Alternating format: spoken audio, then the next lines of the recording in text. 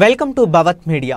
షామీర్పేట మండలం అలియాబాద్ గ్రామంలోని శ్రీ రమా సహిత సత్యనారాయణ స్వామి ఆలయ బ్రహ్మోత్సవాల సందర్భంగా జరిగిన పూర్ణహుతి కుంభాభిషేకం కళ్యాణోత్సవ కార్యక్రమాలలో సతీ సమేతంగా పాల్గొని ప్రత్యేక పూజలు నిర్వహించడం జరిగింది.